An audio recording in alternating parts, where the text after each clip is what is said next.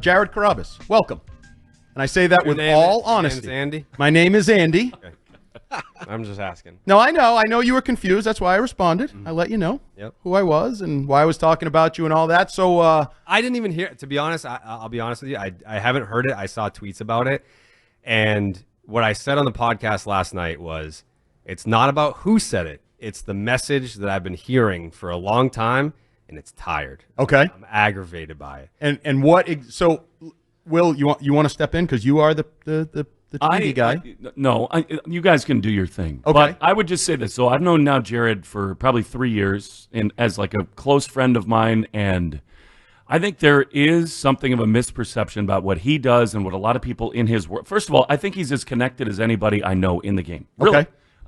And so I think that's probably what he's talking about, where like I hear stuff and I tell him what I just heard, and he goes, "Yeah, I heard that a week ago." So I think that's probably where he's coming from. Is he works so hard to get sources, to know people with this team. He is connected, and I think that's probably just because he does a couple events on Nesson does not sort of, in my mind anyway, diminish how connected and by the way, he's willing to, if you do listen to what he says, he will rip people when needed. Yep. So it's not the super fan thing. By the way, Nesson started that.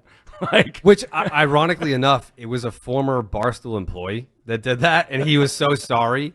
But yeah, I mean, so it's less to do with you. It's more to do that when I first started out here, that's what I had to deal with. It's like, who are you? You're just a fan. What do you know? What can you tell me that I don't already know? And the answer to that is more than you know, for sure. But I don't know. I just think it's lazy to say that instead of being like, I could get to know this guy. I'm in Boston. I'm right down the street. So, okay. Yeah. I mean, but I'll put it this way. So Dan Shaughnessy was one of those guys that was like, who are you? Yep. Like he went on your competing station, the Sports Hub, and he said, what does he know? He's not in the clubhouse. He's not in the dugout. And I said, it's at the time, 2016. We have cell phones. You don't have to be in the dugout every day to get information. But now I am in the dugout. Like I am talking to these people all the time. And I will say this: I'm not a journalist. I don't pretend to be a journalist. If we get information, it's offered in an unsolicited manner. It's just people being like, "Hey, just want to keep you in the know on this, so that when you have opinions, that you can have correct opinions or you can have informed opinions." It's not like we're out here breaking news. We're not trying to do that. But it's my understanding that you said I wasn't connected on Joe Ryan. No. So we actually went back. We couldn't find it because we weren't even sure whether it was Thursday or Friday. But my presumption is, because I do remember talking about you and referencing it in a way, and I definitely said superfan. Which I've is seen fine. That commercial, the superfan. Right, that's 1,000 fine. times. It's because that's our inside joke. But if I don't know you, then it comes across as an insult. Right. But for me, as just a viewer, that's what I see of you. Sure. Right? A lot during Red Sox Fair. games. And I don't have – Dan Ball is our producer and fill-in host. He's a big fan of yours, been a listener for a long time, and he generally brings Jared Carrabis takes to the show. Oh, I was listening to the podcast. He says this, that kind of thing. So he keeps you in our world, so to speak. And I think he had said something about you believed it was at the 5-yard line. Something to that effect. Yeah, through the stream that you guys were doing during the trade deadline, seemed to get the kind of feel that it was very close to getting done. And poor timing, I guess, on this interview. Passan confirmed that a couple hours ago. Yeah. So, and part of this is the whole discussion, because I was reading The Athletic this morning. Their guy had a part one perspective. It never got close. It was last minute. All these different things. And as these stories always are, you get different sources, different reporters with different angles or whatever you want to call it. Yeah. So as we're piecing it together, I said something to the effect, and I don't know if this is how it was portrayed to you or not, was, he works for Nesson because I lived that life. I worked for Patriots.com, Patriots Football Weekly. I lived that life of what does he know? Why does he know? That's a freelance gig for me, though. That's not my No, I know. piece. But you are on Nesson. Correct. And I do assume that Nesson has some input to a lot of people that collect paychecks from them in various ways. Yeah. And I think I said something for a guy who works for Nesson and is the self-proclaimed super fan. Not self-proclaimed. Oh, okay. Well, whoever proclaimed you the super fan. We need to take some of it with a grain of salt or something. That maybe some of the information is from one side, or even propaganda is a strong word, but positive for the Boston Red Sox, helps the Boston Red Sox with their story, narrative, whatever the hell they want to get out there. I think that's what I said. I don't know if that's what was portrayed to you or not. Again, I did not hear the audio, but there was multiple people that were saying, like, speak with your chest like you did on the radio. And I was like, oh, so he kind of came at me pretty hard. But I don't really know what that means. But yeah, I think I just told you what I said. Yeah, in terms was my of, chest out? Maybe, maybe not. Maybe. You guys both have big chests. I'm a little envious of both of you, to be honest. Thank you. I can co-sign that. Yeah, yeah. I think in terms of like the propaganda, I admitted everything that comes to me is from the Red Sox. Right. I'm not Ken Rosenthal. I'm not checking in with the Twins for their perspective. But I think when we're doing the podcast, we are entertainment. We get information. I don't go digging for it. I don't ask for it when it comes across our dash. It's almost like I'll never hit you with the breaking news tweet, but we'll feed our audience information because it's almost like this secret society. You listen to the podcast, you get to know stuff a week before the other guys get it and they put it out. It's not a cop-out to be like, I'm not a journalist if we get it wrong, but I knew that the Joe Ryan stuff was correct. And I had to sit there and take it for a week while different shows. I mean, I know that they're doing it on the Sports Hub today. Like they're playing the audio. Oh, he got it wrong. They weren't even close. Passan comes and he's like, listen, they were actually close. Yeah. So we have to, but there's never any accountability for that. It's like, we'll trash you because we think that you're wrong.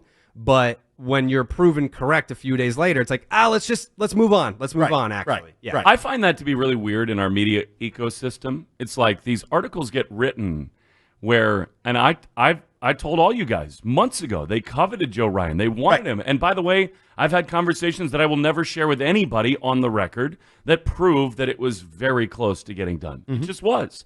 And so, whether it's Bob Nightingale or anybody else, the idea that it was quote unquote feeble or that they didn't engage is just ludicrous. It's disingenuous. It is. Yeah.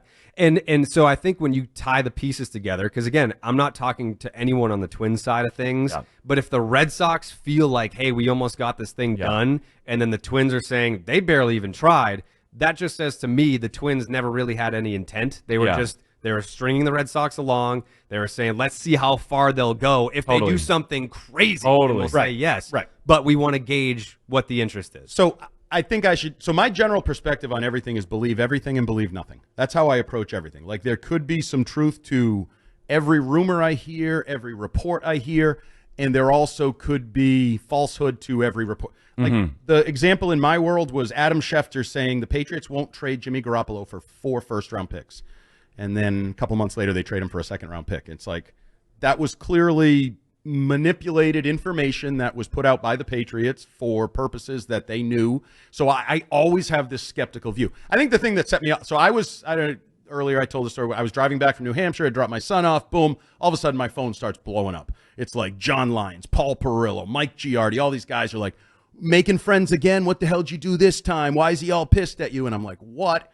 And I look at it, and it was so the only thing that annoyed me is, and you saw my response. You asked who I was and why I was talking about you. So I said, it's Andy Hart, and it's part of my job.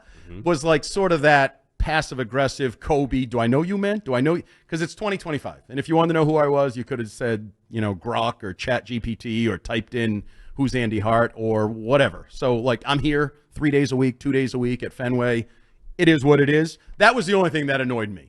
Was like sort of that condescending, like, who the bleep are you kind of thing. Well, that just goes to show that you don't know me either, because I don't. I went to the All-Star game, and we interviewed Garrett Crochet to where I said, I don't know who Future is, the rapper. Did not know any of his songs. He was shocked. I don't either. Yeah, so I'm pretty just not locked in on things. Okay. I don't do sports radio. Like, I'm on the baseball hour, but I don't listen to sports radio anymore because I don't want sports radio takes to get in my brain and then tweak my opinions. So I don't listen. Like, I'm sure it's taken as a slight, sure, but I genuinely I don't listen. I don't but do my other point people's is, podcasts and etc. Genuinely didn't, then Google it. That's what, like, if I don't know somebody, like if I were going to do an interview with the Future, I'd be like, I'll put it back to you. Google it. Google me. And then you would find out, oh, this guy actually does know his stuff. No. He tells me that. That's where we go. Right. Dan Ball's a fan. But I also, it's funny because Dan has this theory. We talked about this coming in. He has this theory that you and I are more similar than we probably would want to admit in our, well, I don't even know how you put it, takes, styles, makeup, energy. You guys are both clearly very knowledgeable in your independent windows and avenues, and I think you guys are both very confident in the information you have, and I think it was two confident individuals who might be differing on this. That might be a little too generic, but okay. I think there's more that you have, like, personality-wise, just in the pride and the work that you do, than maybe kind of got lost in this. Yeah, I think we're passionate people who he loves baseball. I came up in the world of football and loved football, worked my way up, whatever. And I think there's probably some truth to that. But that was my just like, or at me. You know, that's the modern thing. Like, if you want to go at somebody, right? Like, Will, when you were mad at me, you added me. I told you to go F yourself. You did, and you added me when you told me to go F yourself. So there's a little something there, I guess. I didn't, by the way. It was not directed at you. Ish. Well, That's not. We did find that out after the fact. Isn't there hypocrisy in saying at me when you were talking about me on here, but no one here reached out saying, hey, do you want to come on and talk about this? I'll be honest, I didn't think that was an option. I thought you had commitments that would prevent such a thing. And here we are. You're welcome anytime you want. You want to talk baseball? Like, I think we have a great relationship with the manager. I think we do interviews with him. I think we've garnered a nice relationship rapport with him. So anytime we are here 2-3 times a week in this studio, that door is always open for you. If you got a problem with something I say, come on down. And if Dan brings some of because I also do the same thing you do. I try not to listen to too much because to me you end up snaking takes or whatever the hell they want to call it, and it influences you. I'd rather just come on here and pop off at the mouth with what I think, and every once in a while Will gets mad at me. I do, and then I just walk in here. I have learned that. He says stuff about me that pisses me off, and it is just come in and we'll talk about it. Go. That's what I do. Like, it's an open door policy, because I also just think you do podcasts, you do TV, you do whatever. If you're in the public spectrum, talking opinions, whatever, about other people sometimes too, right? Like, you're not the only one whose opinion I'll criticize. It might be Bob Nightingale, it might be Adam Schefter, it might be whoever. And nobody gets criticized more than the people on his own show. That is true. Or the person right here, if you ever go to the internet, like, hot takes, Tom Curran called me, wrongheadedness radio, because I think the Patriots O-line stinks. Stinks. Flat out stinks. I think we have to be able to take it, I guess. No doubt. I have no issue with, like, if you wanted to bring up something that I said, it was more just the central message was lazy. It was lazy and it was ignorant. But don't we all have biases? So do you say you have unlimited, non-biased information and viewpoints at all times? Oh, I'm incredibly biased towards the Red Sox. Yeah. Yeah. So there's something there. Whereas, like, we have a thing. I love Cora. I have grown to love him more the more I talk to him on a weekly basis. Part of it was because Bill Belichick was an a-hole to interview for 20 years. Now I talk to a guy who'll actually answer the question, acknowledge the topic. And now when we say stuff, boom, boom, boom, whether it's Twitch, whatever, oh, you guys are never going to criticize him because he's in every Wednesday at 2:30, or Brian Scalabrine. He says we for the Boston Celtics. So, like, people think he has a certain bias from NBC Sports Boston. We're on the flagship station. You're on the flagship station. You're on Nesson. Hell, ESPN is buying NFL Network. So I'm going to be like, is ESPN covering the NFL anymore? Or are they in business with it's modern media, I guess I would say, is trying to sift through the biases in this business. And that's what I try to do, because I try to know, am I being bamboozled? I'm not smart enough to do it with politics or finance or any of those things. Yeah. But I've been around sports long enough that sometimes you can kind of sniff out where's the information coming from and who benefits from that information being portrayed in a certain way. Sure. And I think when you look through our track record, it's usually never wrong, just early. It's that's been the MO. So you know what's crazy? That Ryan thing drives me bleeping crazy. This would have been avoided if they had just gotten Joe Ryan. Because all of us, I mean, look, you've got great sources. I have sources that I trust very much. Yep. And we both heard it almost the exact same time. Like, this thing is happening. Like, everyone in the room is going, they're about to do this thing. And if he's biased, I'm biased. Like, of course, you hear me do the games. Right. I want the Red Sox to win. And they're better off. I'm better off when they win. And if they have Joe Ryan, I think they're a favorite to win the American League. So, like, we're all invested in the idea that, like, holy smokes, this is about to go down right now. And it was crazy. With the sort of benefit of time, I think what happened is they got caught up with Griffin Jackson, Duran, and all these other people, and just didn't, frankly, have the time to finalize the deal, and maybe the Red Sox needed to pivot and do other things. But I'm with you 100%. I know 100% truth is that they were close. And anybody who says they weren't is just not telling the truth. And they have their own agenda. They've got their own thing going on. They wanted him. They want him. They were close. And I don't think anybody who said that necessarily, myself included, is working any kind of angle or agenda. So, Jared, before we wrap this up, we're coming up on a break here. Final word, where are we? Do I need to look around the corner when I walk out here? Are you going to Nancy Kerrigan me? That's a hell of a reference. Anya! No, we can shake hands and we can move on. Okay. Yeah. We friends now? You friends of the show? Like, we ended the Will feud. Friends of the show? Are you welcome anytime? You going to stop by again?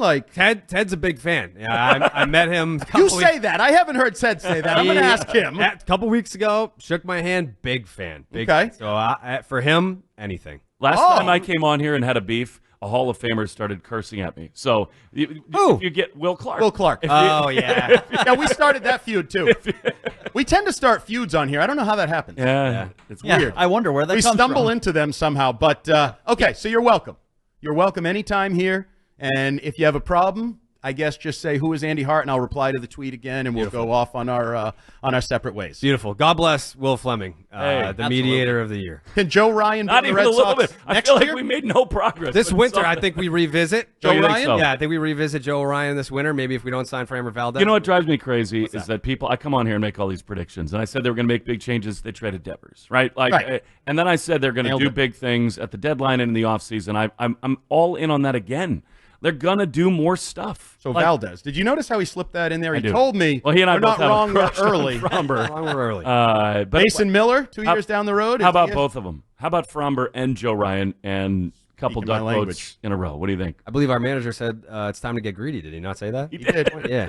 Greed is good. All right, Will Fleming, appreciate you playing the diplomatic, whatever, Trump, non-Trump, whatever it was. Don't ever do that again. Don't do that again. Jared, appreciate you coming down. Appreciate you not hitting me wherever we were going on social media. We're in the same room now. And friend of the show, welcome anytime. You can come see Ted, and I'll just also be in the room with you, all right? Perfect. I love that. As long as Will Fleming's here. All right. That's it. Perfect. WEEI Afternoons here at Fenway Park. We'll be back in a minute.